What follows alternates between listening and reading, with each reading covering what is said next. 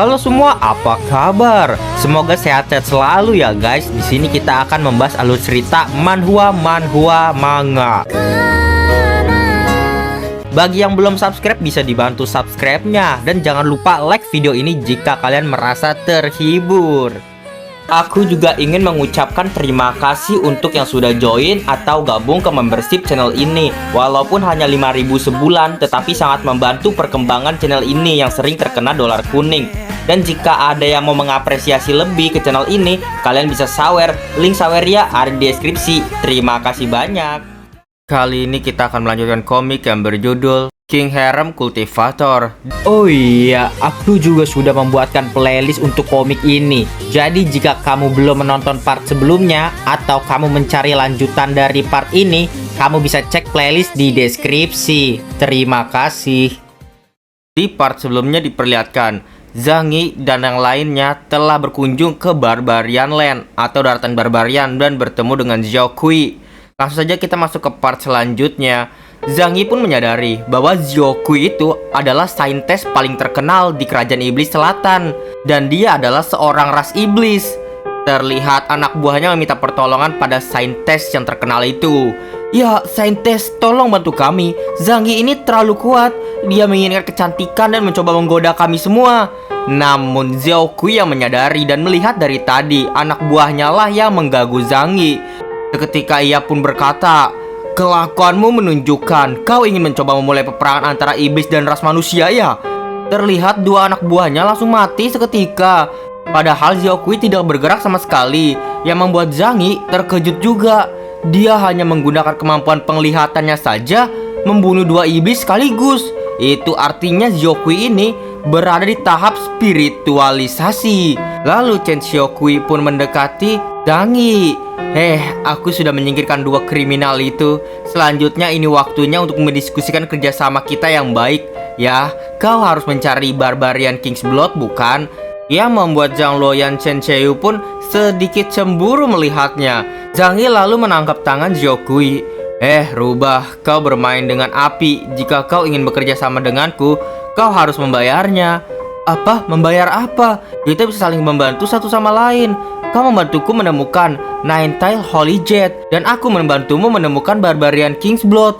Bagaimana menurutmu? Sistem berbunyi, memicu tugas takdir. Tugas bekerja samalah dengan Chen Xiao Kui dan dapatkan apa yang dia inginkan. Hadiah keberhasilan 60 Magic Power. Buku, keterampilan tingkat S secara acak kali 2. Penalti jika gagal. Gender akan berubah menjadi wanita dan tubuhmu akan menjadi iblis. Batas waktunya 3 hari. Namun terlihat Zangi masih ragu-ragu untuk bekerja sama di sana, yang membuat Xiao Kui memastikan bahwa jika bekerja sama tidak ada yang sia-sia. Atau jangan-jangan Zangi ingin meminta bayaran. Bayaran yang dimana nanti malam dia akan ke kamarnya Zangi, membuat semua wanita cemburu melihat hal itu. Lalu semua wanita ingin menyerang Xiao Kui.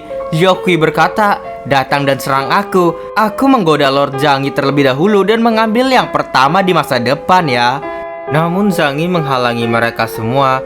Sudahlah, ini semua demi Sekte Dao. Kalian akan bertanggung jawab nantinya jika begitu. Kita harus damai. Tetapi ada seseorang yang berteriak, "Betapa malunya kau. Apa kau mengecewakan untuk ras iblis?" Chen Xiao Kui, sebagai seseorang dari ras iblis, bagaimana kau bisa terhubung dengan laki-laki manusia? Ya, itu adalah Huzi, sang suku iblis macan. Aku adalah yang paling tampan di ras iblis. Lebih hormat, lebih dekat pada aku.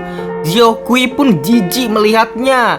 Huzi, kamu jangan kasar. Aku bekerja dengan Lord Zangi. Apa hubungannya dengan iblis sepertimu? Huzi sakit hati karena selama ini dirinya tidak pernah dipanggil Lord oleh Xiao Kui. Terlihat anak buahnya sang domba ingin menyerang Zangi. "Bos, kita membantu menghajarnya saja. Manusia bodoh, bersiaplah untuk mati." Tetapi Baize menolong Zangi dengan Baize Paladin Kick. Seketika anak buah dari Huzi, domba-domba itu meninggal di tempat, membuat Huzi marah. "Kau loli sialan, beraninya membunuh domba-dombaku. Kalian semua akan mendapatkan pukulanku." Namun dirinya digeplak oleh Xiao Kui. "Cukuplah Huzi, apa kau membuat kerusuhan? Apa kau ingin mencoba memulai peperangan antara iblis dan ras manusia?" "Ya sudahlah, baiklah Lord Zangi, ayo mari kita pergi ke kedai untuk mendiskusikan kerjasama ini." Zhang Yi menuruti Xiao Kui pergi kemana. Zhang Yi berpikir bahwa Xiao Kui ini adalah wanita yang licik dan juga ambisius.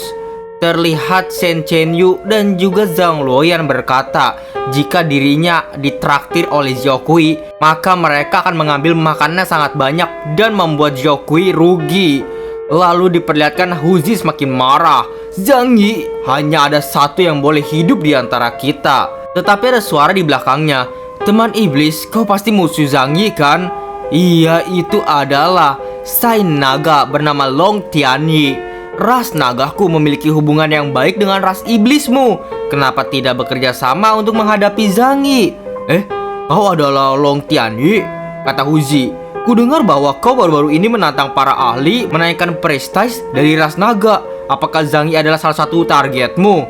Dan Long Tianyi mengeluarkan penekanannya yang membuat Huzi berlutut seketika.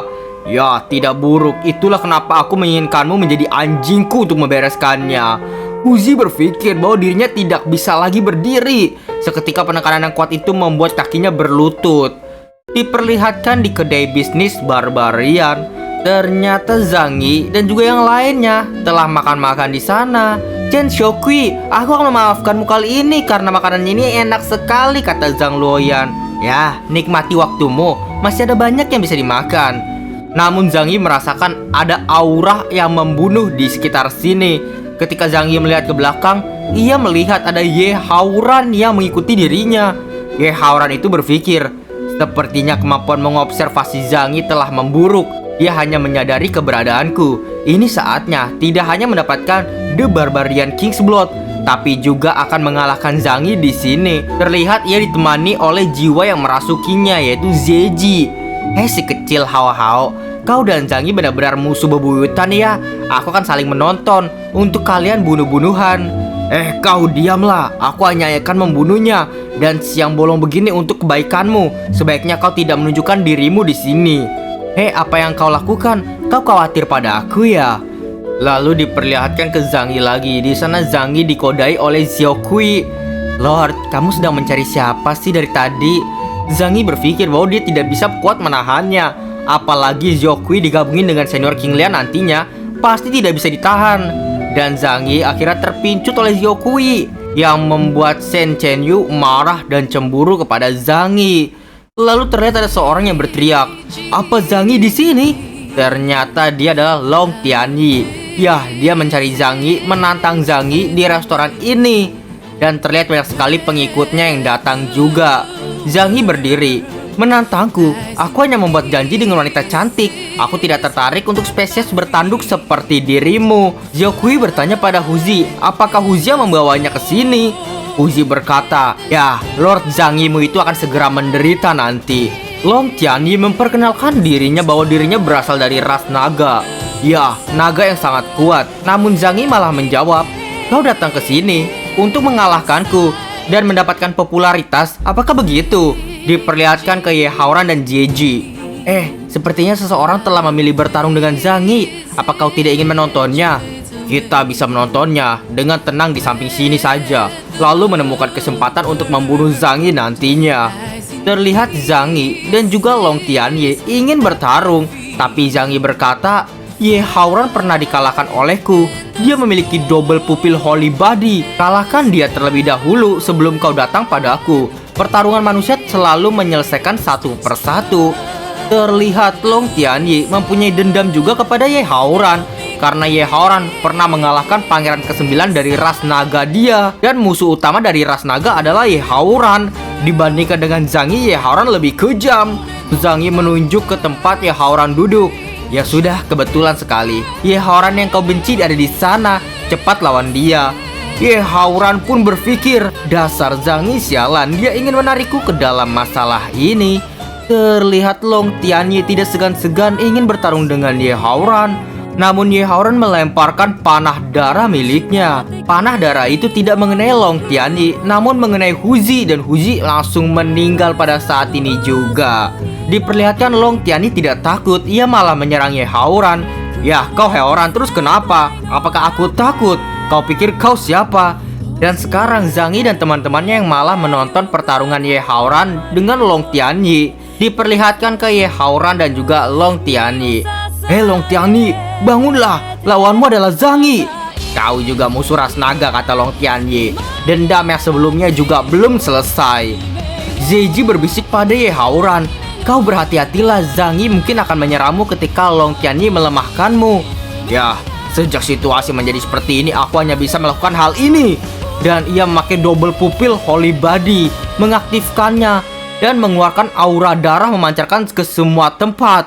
Teknik Blood Explosion. Lalu Zhang Yi pun berkata, "Semuanya hati-hati. Ya Haoran gila. Bagaimana bisa dia melepaskan mantra yang besar di tempat tertutup, melindungi semua rekan-rekannya?" Namun ledakan pun tidak bisa dielakkan. Ledakan besar terjadi mengakibatkan korban jiwa. Terlihat Ye Haoran dan juga Zeiji di sana kabur. "Zhang Yi, Long Tianyi, lain kali kita ketemu akan jadi hari kematian kalian."